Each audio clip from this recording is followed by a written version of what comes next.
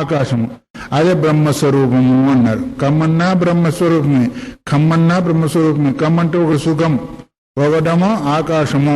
ఖం పురాణం, ఖం పురాణం అంటే అది పురాణం అంటే సనాతనమైంది అని చెప్పుకోవచ్చు, లేదా ఆధారం అని కూడా చెప్పుకోవచ్చు. కాబట్టి ఇతిచ ఏవ మాధవ్, ఇప్పుడు ఖం అనేది ఇప్పుడు ఆకాశ పర్యాయమైందా లేదా? ఖేచర అన్నారు కదా. ఖేచర అంటే ఏంటిది? ఖే అంటే ఏంటిది? ఆకాశము. చర అంటే ఖే అంటే ఆకాశం చరిస్తాయి కాబట్టి వాటి ఖేచరాలు అన్నారు. భూచర అంటే భూమి అందు చరించేవి కాబట్టి భూచర అన్నారు. ఇప్పుడు ఖా అనే శబ్దం ఆకాశాన్ని సూచించిందా లేదా? మరి అది ఆకాశం యొక్క పర్యాయపదమైనప్పటికీ ఇక్కడ బ్రహ్మం ఎందు ప్రవృత్తమైందా, భూతాకాశం ఎందు ప్రవృత్తమైందా? అందువల్ల ఆకాశ శబ్దం కావచ్చు, ఆకాశ శబ్దానికి పర్యాయవాచాలైన వ్యోమ శబ్దం కావచ్చు, ఖం కావచ్చు, ఇంకోటి ఏదైనా కావచ్చు, అది బ్రహ్మమునే సూచిస్తుంది, బ్రహ్మలింగాన్ని సూచిస్తున్నాయి కానీ భూతాకాశాన్ని సూచించడం లేదు. అందువల్ల వాక్యోపక్రమేపి వర్తమానస్య ఆకాశశబ్దస్య వాక్యశేషవశాద్ యుక్త బ్రహ్మ విషయత్వావధారణ. వాక్యోపక్రమం, మొట్టమొదటి వాక్యం ఉపక్రమం చేసినప్పుడు కూడా వర్తమానస్య ఆకాశబ్ద ఇప్పుడు వర్తమానంలో ఏ ఆకాశ శబ్దం అయితే ఉందో, అంటే పర్యాయవాచాలు కాకుండా ఏ ఆకాశబ్దం అయితే కనిపిస్తుందో అది వాక్యశేషవశాత్ యుక్త బ్రహ్మ విషయత్వావధాన. వాక్యశేషం చేత బ్రహ్మమందు విషయాన్ని చేస్తుంది కాబట్టి దాన్ని మనం ఆ విధంగానే అవగాహన చేసుకోవాలి. అగ్నిరథీతే అనువాకం ఇతి వాక్యోపక్రమగతోపి అగ్నిశబ్దో మానవక విషయో దృశ్యతే. ఇక్కడ కూడా అగ్నిశబ్దం చెప్పబడుతుంది కాబట్టి అగ్నిశబ్దం కూడా ఏం చెప్తుంది? వాక్యశేషంలో ఆరంభార్థంలో ఏం చెప్పబడుతుంది అంటే అగ్నిశబ్దం కూడా మానవుడు అంటే బాలకం విషయంలో, పిల్లవాని విషయంలో చెప్పబడుతుంది. తస్మాత్ ఆకాశ శబ్దం బ్రహ్మేతి సిద్ధం. అందువల్ల ఎన్ని రకాలుగా ప్రయోగాలు చూసినందువల్ల పర్యాయ పదాలు కావచ్చు, వాస్తవిక ఆకాశ శబ్దం కావచ్చు, బ్రహ్మలింగం ఉన్న కారణం చేత, బ్రహ్మ ప్రాయణత్వమైన కారణం చేత, దాని సమస్తం ఉత్పన్నమవుతుందన్న కారణం చేత, ఇన్ని కారణాల చేత ఆకాశ శబ్దం చేత బ్రహ్మమే స్వీకరింపబడుతుంది గాని భూతాకాశం సిద్ధించదు అనేదాన్ని ఇక్కడి వరకు నిర్ణయం చేసి చెప్పడం జరిగింది. అందువల్ల ఇది ఇట్లాగే అన్ని ఒక్కొక్క శబ్దం తీసుకోవడము, ఒక్కొక్క వేదమంత్రాలను తీసుకొని పూర్వపక్షం ఉత్తరపక్షం చేస్తూ సమన్వయం చేస్తూ పోవడం. అందుకొరకు దీని సమన్వయాధ్యాయం అనేదానికి కారణం. వేదవాక్యాలకు సూత్రాలకు సమన్వయం చేస్తూ పోవడమే సమన్వయాధ్యాయం యొక్క ముఖ్య లక్ష్యము. దానికి పూర్వపక్షం వస్తుంది. అయితే వాళ్ళకు సంబంధించిన యుక్తులు ఉన్నాయి, వీళ్ళకు సంబంధించిన యుక్తులు ఉన్నాయి. ఇప్పుడు ఏది సమన్వయం అవుతుందనేది విచారణ చేసి నిర్ణయం ద్వారా నిర్ణయించవలసి ఉంటుంది. ఈ రోజు ఆకాశాన్ని గురించింది, వేరే ప్రాణవాయుని గురించి వస్తుంది. అందుకొరకు ఆ ప్రాణం కూడా దేనికి కూడా విచారం చేయాలా అనేది కూడా వస్తుంది. ఆ విషయం రేపు ఉందాం. హరి ఓం తత్సత్. ఓం సహనావతు సహనో భునక్తు సహ వీర్యం కరవావహై తేజస్వినావధూతమస్తు మా విద్విషావహై. ఓం శాంతి శాంతి శాంతి. హరి బ్రహ్మసూత్రాలు నిన్నటి వరకు అతైవ ఆకాశ, ఆకాశస్థలింగ అనే దాంట్లో ఆకాశాధికరణములో బ్రహ్మ సంబంధమైన భూతాకాశ సంబంధమైన ఆకాశ శబ్దం వినబడుతోంది. దేనికి సమన్వయం అవుతుంది అనేదాన్ని పూర్వపక్ష ఉత్తరపక్షాలతో నిరూపణ చేశారు. ఆ పద్ధతిలోనే ఈరోజు ప్రాణాన్ని గురించి కూడా వస్తుంది. అందులో తస్మాత్ ఆకాశ శబ్దం బ్రహ్మేతి సిద్ధం ఆకాశ శబ్దము బ్రహ్మని సిద్ధించింది అనేది ఇక్కడ గుర్తు చేశారు. తర్వాత అసయేవ ప్రాణ, అందువల్లనే ప్రాణము, ఎందువల్ల పూర్వోక్త విశేషణాల చేత ఏదేదైతే చెప్పబడిందో ఆ పద్ధతిలోనే ప్రాణము అని ఇక్కడ మనకు గుర్తు చేస్తున్నారు. ఉజ్జీతే ప్రస్తోతర్యా దేవత ప్రస్తావమన్వాయత్త ఇత్యుపక్రమ్య శ్రూయతే కథమా సా దేవతేతి ప్రాణ ఇతి హోవాచ సర్వాణి హవాయివాని భూతాని ప్రాణమేవ అభిసంవిశంతి ప్రాణం అద్భుజ్జిహతే సైషా దేవత ప్రస్తావ అన్వాయత్త అని ఛాందోగ్యోపనిషత్తులో మనకు ఒక ఉద్దీత మని స్తుతి విశేషములో ఆ ప్రకరణం ఒకటి వస్తుంది. ఉషస్తి అనేవాడు చక్రవంశంలో ఉన్నవాడు, చాక్రాయన్ అనేవాడు సంపూర్ణమైన విద్వాంసుడు, ఒక ఋషి. అకాలం పడినందువల్ల ఒక రాజు దగ్గర యజ్ఞం జరుగుతూ ఉంటే యజ్ఞం దగ్గరికి వెళ్ళాడు పాపం. ఎందుకంటే రాజులు యజ్ఞం చేసినట్టయితే ఏమైనా దొరుకుతారు, ఇస్తారనే ఉద్దేశం చేత. సరే, అక్కడ వెళ్ళి ఋత్విక్కు ప్రస్తోత దగ్గర కూర్చొని ఉన్నాడు. ఆయన కూర్చొని ఆయన ఏం చేస్తున్నాడంటే స్తుతి చేస్తున్నాడు ప్రస్తోతాను. చేస్తున్న సమయంలో ప్రాణం దేనికి సంబంధించింది అని ప్రశ్న వేసినప్పుడు, నువ్వు దాన్ని తెలుసుకోకుండా ఒకవేళ స్తోత్రం చేసినట్టయితే నీ తలకాయ పగిలి చచ్చిపోతావని చెప్పాడు. చెప్పినప్పుడు అదేంటో మీరే చెప్పండి అని, ఒకటి చెప్తే ఇంకొకటి అవుతుంది, తలకాయ అసలు ఉన్న ప్రాణం పోగొట్టుకుంటే ఎట్లా అని మీరే చెప్పమన్నారు. అప్పుడు ప్రస్తోతర్య దేవత ప్రస్తావమన్వాయత్త ఇది ఉపక్రమ్య శ్రూయతే, అది ఈ విధంగా చెప్పారు. కథమా సా దేవతేతి ప్రాణ ఇతి హోవాచ. ఆ దేవత ఎవరు అంటే ప్రాణమే ఆ దేవత అని చెప్పాడు. అంతేకాదు సర్వాణి విమాని భూతాని, సమస్త ప్రాణులన్నీ కూడా ఆ ప్రాణమే, ఆ ప్రాణాన్నే, సమస్త భూతాలన్నీ కూడా ప్రాణాన్ని అభిసంవిశంతి, ఆ ప్రాణంలోనే ప్రవేశిస్తూ ఉంటాయి.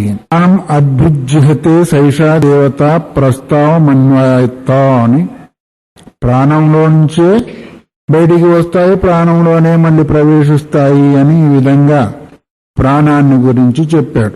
ఇక్కడ పూర్వమాదుగానే ఎట్లాగైతే ఆకాశ శబ్దము భూతాకాశానికి సంబంధించిందా బ్రహ్మకు సంబంధించిందా అని విచారణ జరిగింది కదా, దాని ప్రకారమే ఇక్కడ ప్రాణశబ్దము ప్రాణవాయువుకు సంబంధించిందా బ్రహ్మకు సంబంధించిందా. ఆకాశం ఎట్లాగైతే రెండింటికి సమన్వయం చేస్తూ ఒకదాన్ని నిర్ణయం చేశారు పూర్వపక్ష ఉత్తరపక్షాల్లో, అట్లాగే ఇక్కడ కూడా పూర్వపక్షం ఉత్తరపక్షం మనం నిర్ణయం చేసుకోవాలి నిన్నటి మాదిరిగానే. అందులో తత సంశయ నిర్ణయో పూర్వదే ద్రష్టవ్యో, ఇక్కడ కూడా సంశయము నిర్ణయం. పూర్వదే అంటే ఆకాశం యొక్క శబ్దంలో ఎట్లాగైతే సంశయం నిర్ణయం జరిగిందో అట్లాగే ఇక్కడ కూడా సంశయ నిర్ణయాలు ద్రష్టవ్యో చూసుకోవాలి. ప్రాణబంధనం సౌమ్యమనః ప్రాణస్య ప్రాణం ఇతి చైవమాదౌ. ప్రాణబంధనం సౌమ్యమనః, ప్రాణబంధనం చేతనే మనస్సు కూడా బంధింపబడుతుంది అని, లేదు ప్రాణములోనే మనస్సు బంధింపబడింది అని. ప్రాణస్య ప్రాణం, ప్రాణానికి కూడా అది ప్రాణమై ఉంది అనే విషయాన్ని గుర్తు చేస్తూ ప్రాణానికి కూడా ప్రాణం అది అన్నారు. సరే, ఈ విధంగా చూసినట్టయితే ఇత్యేవమాదో బ్రహ్మ విషయ ప్రాణశబ్దో దృశ్యతే. బ్రహ్మశబ్దములోనే ప్రాణశబ్దం, బ్రహ్మ విషయంలోనే ప్రాణశబ్దం చూడబడుతుంది అని ముఖ్య ప్రాణము చెప్పబడదు అని. వాయు వికారేతు ప్రసిద్ధతరో లోకవేదయో, వాయు వికారంలో ప్రసిద్ధమైందా లేదా, ప్రాణులన్నీ కూడా వాయు చేతనే జీవిస్తున్నాయి. వాయు లేకుండా ఎవరైనా జీవిస్తారా? జీవిస్తే బాగానే ఉండేది. కాబట్టి ప్రసిద్ధం లోకంలో ఏం కనిపించింది? వాయువు చేతనే జీవిస్తున్నాయి, వాయువు చేతనే వాయువులోనే కలుస్తున్నాయి, వాయువు నుంచే మళ్ళీ బయటికి వస్తున్నాయి అనేది కూడా మనకు కనిపిస్తూ ఉన్నాయి. వాయు వికారిత ప్రసిద్ధిలో లోకవేద, లోకంలో కూడా అది ప్రసిద్ధమైంది, వేదంలో కూడా ప్రసిద్ధమై ఉంది. కాబట్టి అతై ప్రాణశబ్దేన కథస్యోపాదం యుక్తమితి భవతి సంశయ. ప్రాణశబ్దం చేత ఒక దగ్గరనో ప్రాణానికి ప్రాణం అని చెప్పబడింది, ఇంకో దగ్గరనో ప్రాణం చేతనే జీవిస్తున్నాయి అని. ఇక్కడ ప్రాణశబ్దం చేత భౌతిక ప్రాణం తీసుకోవాలా, పరబ్రహ్మను తీసుకోవాలా అనేది ఏంటిది? సంశయ అన్నారు. భౌయుక్తమితి భవతి సంశయ. కిం పునరుక్తం? ఈ సందేహంలో దేన్ని తీసుకుంటే సమన్వయం అవుతుంది, యుక్తము అవుతుంది అని అనుకుంటే పునరుక్తం వాయు వికారస్య పంచవృత్తి ప్రాణస్య ఉపాదానం యుక్తం. ఇక్కడ తీసుకోవలసింది ఏమి అంటే వాయు వికారాలు. ఎన్ని వికారాలు? దానికి 5 వికారాలు కదా, పంచ ప్రాణాలు. ఇంకా కొంచెం ముందు పైకి పోతే 10 ప్రాణాలు అన్నాయి. సరే, పంచ ప్రాణాలే ముఖ్యంగా చెప్పబడుతూ ఉంటాయి. నా పంచ ప్రాణాలు పోయినాయి అంటాం కానీ 10 ప్రాణాలు పోయినాయి అన్నారు ఎవరు కూడా. ఏదైనా మాట వరుస వస్తే నా పంచ ప్రాణాలు ఎగిరిపోయినాయి అంటారు. ఈ లోకంలో ప్రసిద్ధం ఉందా లేదా? ప్రసిద్ధమైంది. కాబట్టి ప్రసిద్ధమైందాన్ని తీసుకోవాలి కానీ అప్రసిద్ధమైన బ్రహ్మం తీసుకునేదానికి అవకాశము లేదు అనేది పూర్వపక్షం నడుస్తా ఉంది. దాన్ని పూర్వపక్షి సమన్వయం చేస్తూ ఉన్నారు. పంచప్రాణ తత్రహి ప్రసిద్ధతర ప్రాణశబ్ద ఇత్యవోచామా. ప్రసిద్ధతరమైంది ప్రాణాన్ని అని ఇంతవరకే చెప్పాం. ఆ ప్రసిద్ధమైన ప్రాణాన్ని తీసుకోవాలనే ఉద్దేశం చేత నన్ను పూర్వవదిహాపి తల్లింగాత్ బ్రహ్మణ ఏవ ప్రగ్రహణం యుక్తం. పూర్వం ఎట్లాగైతే ఆకాశస్థల్లింగాత్ అనే సూత్రం లోపల బ్రహ్మలింగం ఉన్న కారణం చేత ఆ శబ్దాన్ని చేత ఆకాశం ఎట్లయితే తీసుకున్నామో, ఇక్కడ కూడా బ్రహ్మలింగం ఉన్న కారణం చేత బ్రహ్మమునే తీసుకుంటాము అని ఒకవేళ నీవు అంటావేమో. ఎవరు ప్రశ్నిస్తున్నారు? పూర్వపక్షిని, సిద్ధాంతిని ప్రశ్నిస్తున్నారు. ఇహాపి వాక్యశేషే భూతానాం సంవేషణోద్గమనం పరమేశ్వరం కర్మ ప్రతీయతే. ఇక్కడ కూడా మరి సమస్త భూతాల యొక్క ప్రవేశ నిర్గమనం, బ్రహ్మమందే ప్రవేశిస్తున్నాయి, బ్రహ్మం నుంచే నిర్గమనం జరుగుతూ ఉన్నాయి అని అందువల్ల నా అని అట్లా అంటావేమో నీవు. అట్లా అనేదానికి వీలు లేదు, అది సంభవము కాదు అని పూర్వపక్ష సిద్ధాంతిని అంటూ ముఖ్యేపి ప్రాణి భూత సంవేషణోద్గమనస్య దర్శనాతో ముఖ్య ప్రాణము లోపల కూడా సమస్త భూతాలు ప్రవేశించి మళ్ళీ బయటికి వచ్చినట్టు కూడా మనకు కనిపిస్తూ ఉంది లోకం లోపల. ఎట్లా ఇది బ్రహ్మంలో సమస్త భూతాలు ప్రవేశించి మళ్ళీ సృష్టికాలంలో బయటికి వస్తున్నాయి, లయ సమయంలో లోపల ప్రవేశిస్తున్నాయి, సృష్టి సమయంలోనూ బయటికి వస్తున్నాయి. అందువల్ల అట్లాగే ఇక్కడ కూడా ఈ ప్రాణంలోనే సమస్తం ప్రవేశిస్తున్నాయి, ప్రాణంలోనే సమస్తం బయటికి వస్తున్నాయని కూడా మనకు కనిపిస్తున్నాయి. ఎట్లా అంటావేమో. ఏవం హి ఆమ్నాయతే. ఎక్కడ బాయ్? యదా వై పురుష స్వపితి ప్రాణం తరిహి వాగప్యేతి. ప్రాణం చక్షు ప్రాణం శ్రోత్రం ప్రాణం మనః సా యదా ప్రబుధ్యతే ప్రాణాదేవాది పునర్జాయంతే. ఇక్కడ కూడా మనకు చెప్పబడుతుంది శతపథ బ్రాహ్మణంలో. యదా వై పురుష స్వపితి. ఎప్పుడైతే జీవుడు నిద్రపోతుంటాడో, ఎప్పుడు పోతాడు నిద్ర? ఎప్పుడంటే అప్పుడు నిద్రపోతాడు. కొంచెం ఎక్కువ తింటే సరిపోయే నిద్ర వచ్చూనే ఉంటుంది. కానీ కాబట్టి నిద్రపోయినప్పుడు ఏమొస్తుంది? సుషుప్తి సమయంలో ప్రాణం తరిహి వాగప్యేతి. ప్రాణంలోకి వాక్కుపోతుంది. తర్వాత ప్రాణమే చక్షు, ప్రాణమే శ్రోత్రం, ప్రాణమే మన, ఇవన్నీ కూడా ప్రాణములో లయించిపోతున్నాయా లేవా? నిద్రపోయినప్పుడు ఎవరు మేల్కొని ఉంటారు? అది కూడా నిద్రపోతే అప్పుడు పెద్ద నిద్ర అయిపోతుంది.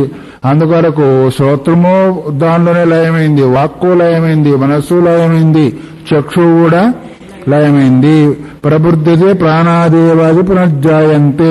మళ్ళీ మేలుకున్నప్పుడు ఆ ప్రాణం నుంచే మళ్ళీ అన్ని ఒకటి తర్వాత ఒకటి వస్తూ ఉన్నాయి. నిద్రపోయినప్పుడు అన్ని కూడా అందులో లయమవుతున్నాయి. మళ్ళీ బయటకు వచ్చినప్పుడు అన్ని కూడా మేల్కొన్నప్పుడు అన్ని బయటకు వస్తున్నాయి. మరి ఈ విధంగా చూసినట్టయితే శృతికి అనుగుణంగా ఉందా లేదా ముఖ్య ప్రాణము? నిద్రపోయినప్పుడేమో అన్ని అందులో లయమవుతున్నాయి, మళ్ళీ బయటకు వచ్చేస్తున్నాయి. కాబట్టి ప్రత్యక్షం చేత స్వాపకాలే ప్రాణవృత్తావు అపరిలుప్యమానాయామింద్రియ వృత్తయ పరిప్లుప్యంతే ప్రబోధకాలే చ ప్రాదుర్భవంతి. ఇదంతా ప్రత్యక్షంతో కూడా కనిపిస్తూ ఉంటుంది మనకు. దీనికి వేరేనే అక్కర్లా. పడుకు నిద్రపోయారంటే స్వాపకాలే అంటే నిద్రకాలంలో ప్రాణవృత్తౌ అపి అపరిలుప్యమాన ఇంద్రియ వృత్తయ ప్రాణవృత్తి ఒకవే ఇంద్రియవృత్తులన్నీ కూడా ప్రాణంలోనే లయించిపోతున్నాయి. మళ్ళీ ప్రబోధకాలే అంటే మేలుకున్న సమయం లోపల ప్రాదుర్భవంతి మళ్ళీ ఉద్భవిస్తున్నాయి అని. అందువల్ల ప్రాణం వలనే ఇవన్నీ కూడా జీవించి ఉంటున్నాయి, ప్రాణములోనే లయించిపోయినాయి. ఆ తర్వాత మళ్ళీ ప్రబోధకాలే అంటే నిద్ర నుంచి మేలుకున్న సమయంలో మళ్ళీ అన్ని కూడా బయటికి వస్తున్నాయి. కాబట్టి ఇంద్రియ సారత్వాచ ఇంద్రియాలకు సారభూతమైంది అదే. సమస్త ఇంద్రియాలలో సారభూతమైంది అంటే వాటికంతా కూడా శక్తినిచ్చేది. ఇది కూడా ఒకసారి మనం ఉపమానం చెప్పుకున్నాం కదా. పోట్లాడుకుంటామంటే బ్రహ్మదేవుడికి పోతే మాలో ఎవరు గొప్ప అన్నప్పుడు ప్రాణవాయువు గొప్ప అని ఒప్పుకున్నారు. కాబట్టి ఇప్పుడు ఇంద్రియాలన్నీ కూడా ప్రాణంలోనే లయమని మళ్ళీ ప్రాణం నుంచి బయటకు వస్తున్నాయి. కాకపోతే ఇంద్రియాలకు అంత కూడా శక్తినిచ్చేది ప్రాణమే. కాబట్టి ఆ ప్రాణశబ్దం చేత ఎవరిని తీసుకోవాలా అంటే పంచ వికారాలతో కూడుకున్న ప్రాణవాయువుని తీసుకోవాలి అని ఈ విధంగా చెప్పి భూతానాం అవిరుద్ధో ముఖ్యే ప్రాణేపి భూత సంవేషణోద్గమనవాది వాక్యశేష భూతాలు దానిని ప్రవేశించి మళ్ళీ ఉద్భవిస్తున్నాయని ఎవరైతే వాదిస్తున్నారో ఇక్కడ ఇవి కూడా ప్రాణమందే ప్రవేశించి మళ్ళీ ప్రబోధకాలంలో అక్కడి నుంచి వచ్చేస్తున్నాయి. కాబట్టి ఇక్కడ వాక్యశేషం సమన్వయం చేయడంలో ఏమాత్రం కూడా బాధాకరము లేదు అని. అంతేకాకుండా అపిచ ఆదిత్యోన్నం చోద్గీత ప్రతిహారాయోర్దేవతే ప్రస్తావ దేవతాయా ప్రాణస్యాంతరం నిర్దిశ్యతే. అంతేకాకుండా ఇంకా ఏంటిది ఇక్కడ ఉద్గీతము లోపల ఆదిత్యో అన్నం ఆదిత్యమే. ఆదిత్యుడు అంటే సూర్యుడే అన్నస్వరూపం అంటే పోషణకర్త. ఉద్గీత ప్రతిహారయోర్దేవత ఉద్గీతము ప్రతిహారు దేవత ప్రస్తావ దేవత ప్రాణస్య అంతరం నిర్దిశ్యతే వాటి లోపల ప్రాణం కూడా ఉంది అని అంటే అవన్నీ నిలిచి ఉండేదాని కొరకు ఆదిత్యుడు అన్నము ఉద్గీత ప్రతిహారి వాటన్నిట్లో ఉండి వాళ్ళందరినీ కూడా నడిపిస్తూ ఉన్నాడనేది కూడా మనకు శృతి బోధిస్తూ ఉంది. అందువల్ల నచతయోర్ బ్రహ్మత్వమస్తి వాటి అభయం బ్రహ్మం కాదు. ఆదిత్యుడు అంతా కూడా బ్రహ్మం కాదు. అందువల్ల తస్మాత్ తత్సామాన్యాచ్చ ప్రాణస్యాపిన బ్రహ్మత్వమపి అందువల్ల వాటితో సామాన్యమైనందువల్ల ఎవరు ఆదిత్యుడు అన్నము ఉద్గీతము ప్రతిహారి ఇదంతా కూడా బ్రహ్మశబ్దం చేత చెప్పవలేదు. వికార శబ్దం అవి కూడా సూర్యుడు వగరంతా కూడా దాని లోపడి ఉన్నందువల్ల ఆ సమూహంలో ఉన్నందువల్ల ఈ ప్రాణం కూడా వికారంతో కూడుకున్న ప్రాణాన్నే గ్రహించాలి అనేది. అందువల్ల నచతయోర్ బ్రహ్మత్వమస్తి తత్సామాన్యచ్చ ప్రాణస్యాపిన బ్రహ్మత్వమతి అందువల్ల వాటితో సమానమైనందువల్ల మరి వాటికి ఎట్లా అయితే బ్రహ్మత్వం లేదో ఇక్కడ అతయవ ప్రాణ అనే సూత్రం లోపల ప్రాణశబ్దం చేత బ్రహ్మము చెప్పేదానికి అవకాశము లేదు. ఏవం ప్రాప్తే సూత్రకార ఈ విధంగా పూర్వపక్షం ఎప్పుడైతే వేశారో అప్పుడు సూత్రకారుడు అంటున్నాడు అతయేవ ప్రాణ ఇది. పూర్వపక్షం వచ్చినప్పుడు పూర్వపక్షం ఏం చేసింది, తనకు సంబంధించిన వాక్యాన్ని తీసుకొని తను సమన్వయం చేసింది. మరి దాని సమాధానం చెప్పబోతే ఏమవుతుంది, అదే కరెక్ట్ అవుతుంది. వాళ్ళు చెప్పిందే కరెక్ట్ అవుతుంది కాబట్టి ఇప్పుడు సిద్ధాంతి చెప్తూ ఉన్నాడు అతయేవ ప్రాణ ఇది. ఎందుకు? తల్లింగాదు, ఆకాశస్తల్లింగాదనే దానిలో ఎట్లాగైతే ఆకాశ శబ్దం చేత బ్రహ్మలింగకమైన కారణం ఉన్నందువల్ల ఎట్లాగైతే ఆకాశం బ్రహ్మశబ్దం చేత నిరూపణ చేయబడిందో ఇక్కడ ప్రాణం కూడా బ్రహ్మలింగం ఉన్నందువల్ల, బ్రహ్మానికి సంబంధించిన గుర్తులున్నందువల్ల ప్రాణం చేత ఎవరిని అనుకోవాలా? బ్రహ్మమని అనుకోవాలా. అందుకొరకు తల్లింగాది ఇది పూర్వసూత్రే నిర్దిష్టం. పూర్వసూత్రం అంటే ఆకాశస్తల్లింగాదని సూత్రములో ఏదైతే చెప్పబడిందో ఆ బ్రహ్మలింగకం ఉన్న కారణం చేతనే, బ్రహ్మకు సంబంధించిన గుర్తున్న కారణం చేతనే ఇక్కడ కూడా ప్రాణశబ్దం చేత ఏం తీసుకోవాలి? బ్రహ్మమునే స్వీకరించాలి అని.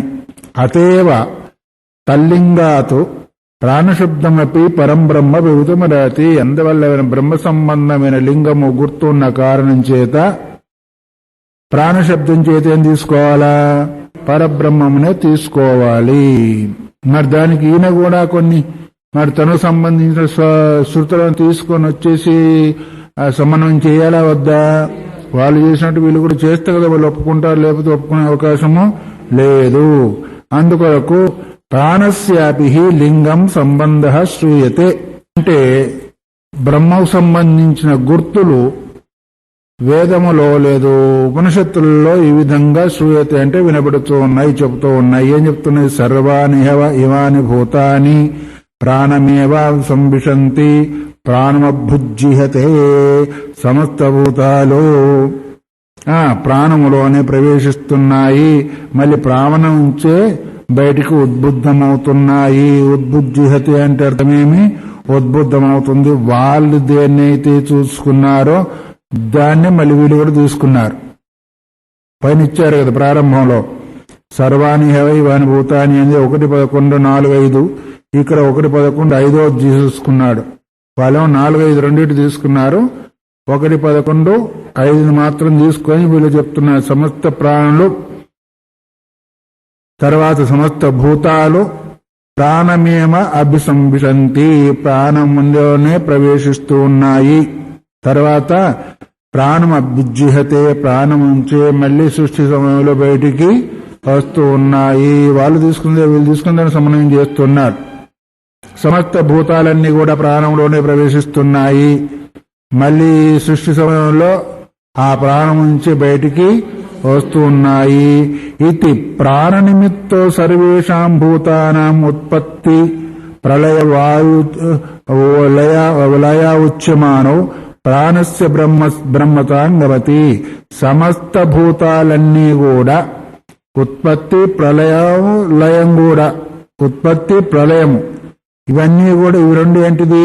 బ్రహ్మం నుంచి వస్తూ ఉన్నాయని చెప్పబడ్డాయా లేదా? వాళ్ళు చెప్పారనుకో సమస్త భూతాలన్నీ కూడా ఎక్కడి నుంచి వస్తున్నాయి, ఎక్కడి ఉంటున్నాయి? సర్వేషాం భూతానాం ఉత్పత్తి 1, ప్రళయము 2. ఇవన్నీ కూడా ప్రాణస్య బ్రహ్మతాం గమయతః అంటే ప్రాణశబ్దం చేత బ్రహ్మమునే గుర్తు చేస్తున్నాయి అన్నారు. బ్రహ్మమునే గుణ చేస్తున్నాయి. మరి నను ఉక్త ముఖ్య ప్రాణ పరిగ్రహేపి సంవేషణోద్గమన దర్శనం అవిరుద్ధం. ముఖ్య ప్రాణాన్ని తీసుకున్నప్పటికీ మరి ఆ ప్రాణంలోనే సమత్వం ప్రవేశిస్తున్నాయి, మళ్ళీ అక్కడి నుంచి వస్తున్నాయని పూర్వపక్షి చెప్పాడా లేదా? ఇప్పటి వరకు చెప్పాడు కదా, ముఖ్య ప్రాణములో సమస్తము ప్రవేశిస్తున్నాయి, అక్కడి నుంచి సమస్తం బయటికి వస్తున్నాయని చెప్పాడు లేదా? అదేదైతే ఉందో అది సమంజసం కాదు. ఎందుకంటే శాప ప్రబోధయో దర్శనాదితి, ఎందుకంటే నిద్రపోతున్నాడు బయటికి వస్తున్నాడు ఏదైతే చూపించిందో అది చెప్పేదానికి ఆ విధంగా సమన్వయం చేసేదానికి అవకాశము లేదు. ఎందుకంటావా? స్వాప ప్రబోధయోరి ఇంద్రియానామి కేవలానాం ప్రాణాశ్రయం సంవేషణోద్గమం దృశ్యతే. దీనికి అర్థం చెప్పేదానికి ముందు ఒక విచారణ. సిద్ధాంతం ఏమన్నాడు? సమస్త భూతాలు ప్రాణాన్నే ప్రవేశించి అందులో నుంచి మళ్ళీ బయటకు వస్తున్నాయన్నాడు కదా. సమస్త భూతాలు అన్నాడు లేదా? ఇప్పుడు ప్రాణం భూతం కిందకు వస్తుందా, దయ్యం కిందకు వస్తుందా? మరి సమస్త భూతాలన్నప్పుడు ఆ వాయువు కూడా కలిసిందా లేదా? కలిసినప్పుడు మరి వాయువులోనే ప్రవేశిస్తుందా? ఆ భూతాలన్నీ వచ్చి వాయువులో ప్రవేశిస్తాయా? మన విచారణ సమస్త భూతాలు ప్రాణాన్ని ప్రవేశించి అందులోంచి ఉద్గమనం జరుగుతుంది అన్నారు. ఇప్పుడు వాయువు కూడా ఆకాశం యొక్క కార్యం ఒక రకంగా చెప్పుకోవాలంటే. సమస్త భూతాలు అన్నప్పుడు వాయువు నుంచి మొదలవుతుంది. వాయువు, ఆకాశం, అగ్ని, జలము, పృథివీ, ఇవి 5 కదా. 5 భూతాలు అన్నప్పుడు ఒకటి వేరు చేసి మిగతా 4 భూతాలు అంత ప్రవేశించి మళ్ళీ బయటకు వస్తున్నాయని లెక్క వస్తుందా లేదా? అర్థమవుతుందా వ్యర్థమవుతుందా? అర్థం.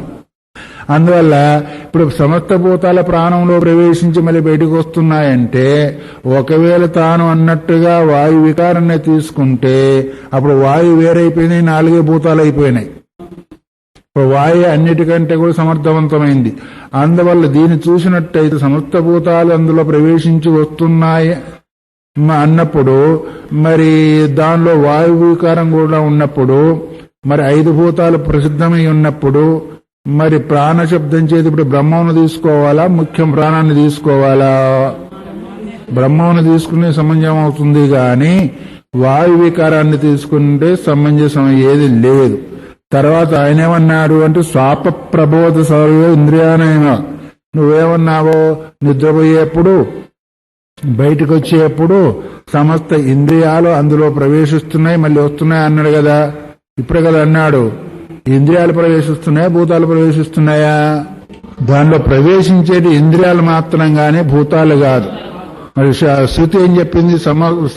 భూతాని సమస్త భూతాలు ఇమాని భూతాన్ని ప్రాణమేవాపి సంభవించి అని చెప్పింది.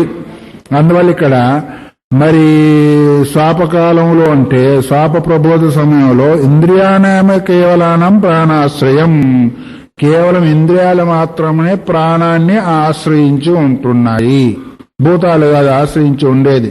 మరి శృతి చెప్పింది ఏంటి? సమస్త భూతాలు దాని కింద ప్రవేశిస్తున్నాయని చెప్పబడినాయి కాబట్టి మరి దానికి దీనికి సంబంధం ఏముంది? నువ్వు వేసిన ప్రశ్నకున్నో దీనికి సంబంధం ఏమీ లేదు. సమస్త భూతాలు అన్నప్పుడు భూతాంతర్గతం వాయువు కూడా అయిపోయింది.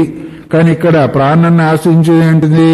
దాంట్లో ప్రవేశం చేసేది అంటే కేవలం ఇంద్రియాలే కాని నా సర్వేషాం భూతానాం, సమస్త భూతాలు కాదు, ఇంద్రియాలు మాత్రమే ప్రవేశించి మళ్ళీ బయటకు వస్తున్నాయి గాని సమస్త భూతాలు అందులో ప్రవేశించి రావడం లేదు. మరి ఇక్కడ శృతి చెప్పింది ఏంటంటే సమస్త భూతాలు ప్రవేశించి వస్తున్నాయి కాబట్టి ప్రాణశబ్దం ఇప్పుడు బ్రహ్మలింగకం ఉందా లేదా? బ్రహ్మలింగకం ఉంది కాబట్టి ఆ ప్రాణశబ్దం చేత బ్రహ్మమునే గ్రహించాలి. ఇహతు సేంద్రియానాం స్వశరీరానాంచ జీవావిష్టానాం భూతానాం సర్వాణి హవా. ఈ భూతాలేంటి? సమస్త ఇంద్రియాలతో కూడుకున్న, సమస్త శరీరాలతో కూడుకున్న సమస్త జీవులు కూడా. ఇంద్రియాలతో కూడుకున్నది ఏంటిది? శరీరము. శరీరాలతో కూడుకున్నది ఏంటిది? జీవులు. ఆ జీవులతో కూడుకున్నది ఏంటిది? భూతాలు. ఆ భూతాలన్నీ కూడా బ్రహ్మమందు ప్రవేశిస్తున్నాయి ప్రళయందు. ఇంద్రియాలు, ఇంద్రియాలతో కూడుకున్న శరీరము, శరీరంతో కూడుకున్న జీవులు, జీవులతో కూడుకున్న భూతాలు, ఇవన్నీ కూడా బ్రహ్మంలో ప్రవేశిస్తున్నాయని మనం తీసుకోవాలి. నువ్వు చెప్పింది ఒక ఇంద్రియాలే కదా, ఒక ఇంద్రియాలు తీసుకునేదానికి అవకాశం. మిగతా అన్ని ఏం కావాలా? ఇంద్రియాలు తీసుకుంటే మిగతా అన్ని కూడా ఏం కావాలా?